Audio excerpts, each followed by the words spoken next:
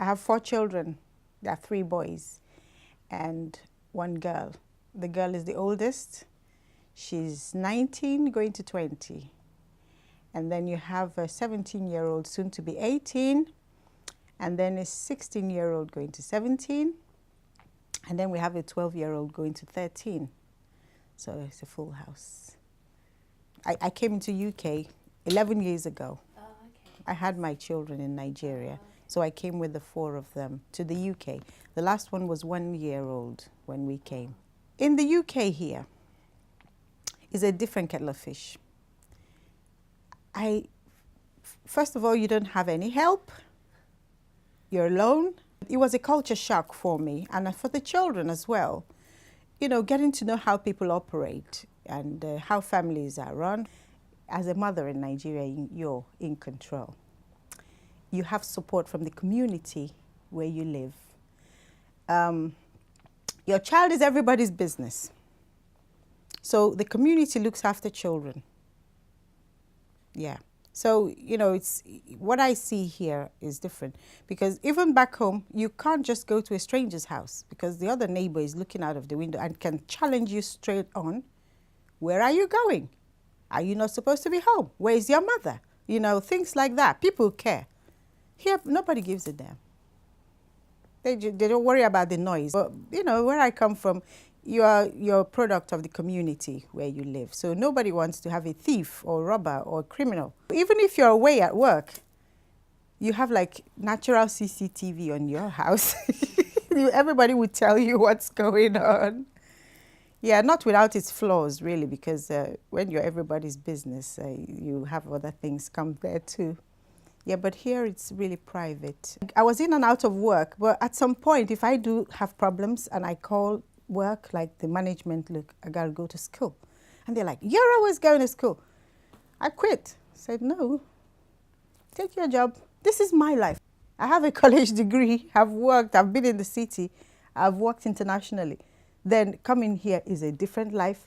And this is all I have, my children. They're everything. And I'm quite protective. So you're not coming between me and my children. What work? What money? I lived poor, very poor. Yeah. There was once I went to Asda. Everything I bought was green and white. Then this lady was looking at my trolley. I said, it's real. I'm poor. And I have 4 kids. And she was red. It was like, I wasn't looking at you. I said, no, that's the reality. I can't afford what you have. She was so embarrassed. She ran away. You know, but I no shame, to be honest. That was what it is. It was like that. And we're not entitled to benefits as an immigrant. At the time, you have to pay your dues in the system. I was happy, you know. Every little helped. How better off are you at work when you don't know what's happening to your child? Children are not the same. I have 4 children. Every one of them is different. Of course, the system would like you to work. Perhaps it's good to keep your brain busy according to them, but your brain is busy 24/7 as a mom. So what is the benefit of paying taxes when you're going to churn out people who might not be able to go to work because you can lose them?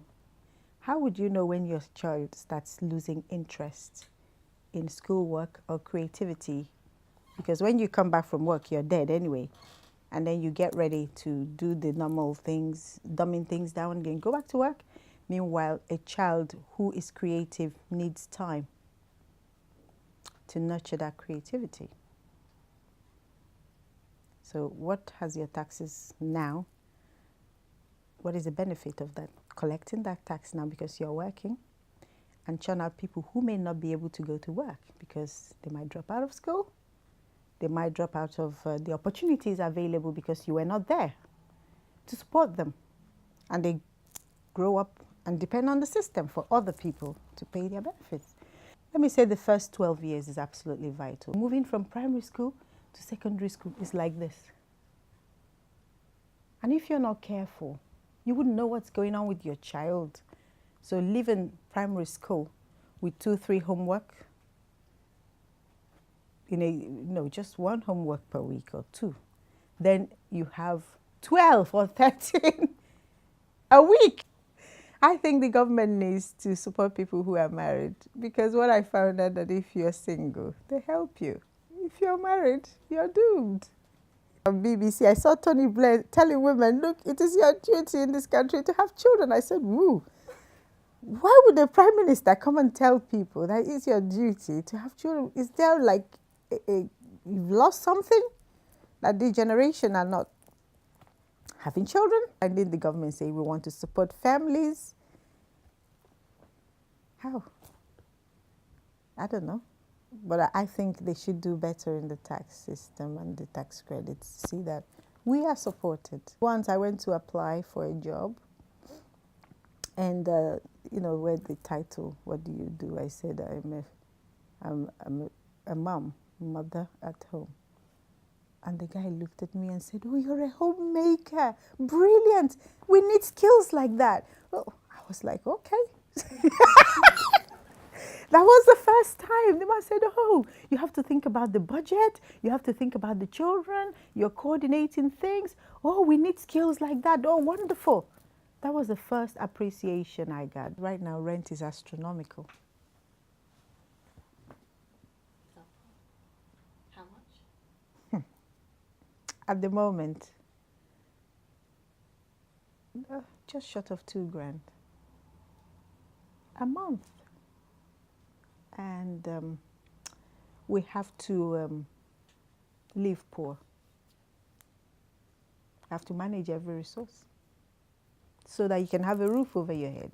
The house where I live now is really tight, so it's not for, you know, a family of 6. But we have to take that because that's what we can afford. Honestly, living in a small house has its own benefits as well, because right now they see me and I see them. You can't hide from me. Where is your homework? Why is this here? Why is that here? Like, oh, this woman. So we can eat together. We're in each other's faces. I love it, sort of. I think I should be in the theater singing and dancing, but I wasn't allowed to do that. With my children, we start early. But, you know, you put in the discipline of hard work. You have to put, what you put in is what you get out, and let them form. So my daughter right now, she's studying medicine at the University of Nottingham. It's a miracle. And actually, I wanted her to be a musician. Oh, I buy music instruments. They are scientists. They do maths. That is allowing the child to make a choice. This is my world, my kids. Being a mom is amazing.